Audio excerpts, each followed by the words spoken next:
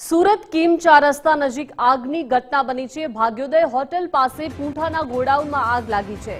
જોતજોતામાં આગે વિકરાળ સ્વરૂપ ધારણ કરી લીધું। આગ બાજુમાં રહેલ વાહન રિપેરિંગ ગેરેજમાં પણ પ્રસરી ગઈ। 3 જેટલા મોટા ટેમ્પોને પણ આગે લપેટમાં લઈ લીધા। ઘટનાની જાણ સુમિલોન ફાયર વિભાગને કરાઈ અને ફાયર ટીમે સ્થળ પર આવીને આગ પર કાબૂમાં સફળતા હાંસલ કરી છે। ગોડાઉન માલિક અને ગેરેજ માલિકને મોટું નુકસાન થયું છે। હોટલના એસી કમ્પ્રેસર બળીને ખાખ થઈ ગયા છે।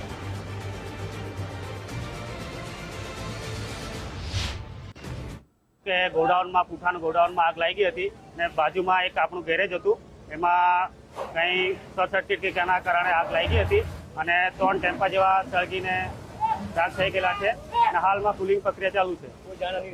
કોઈ જાનહાનિ નથી। સુરતના કિમ ચાર રસ્તા એક આગની ઘટના સામે આવી છે। કિમ ચાર રસ્તા ભગીરથ હોટલની બાજુમાં આવેલું ગોડાઉન છે। ગોડાઉનમાં આગ ભભૂકી હતી।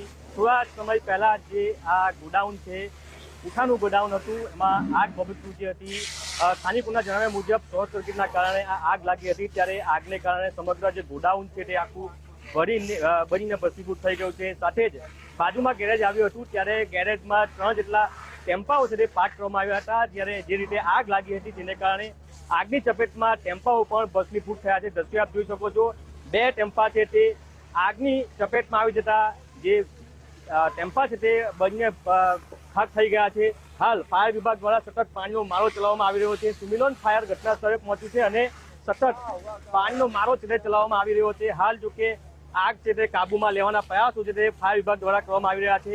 આ સમગ્ર ઘટનામાં હાલ કોઈ પણ પ્રકારની જાનહાનિના સમાચાર નથી મળ્યા, પરંતુ જે પ્રમાણે આગ લાગી હતી તેના કારણે અફરાતફરીનો માહોલ છે તે સર્જાયો હતો।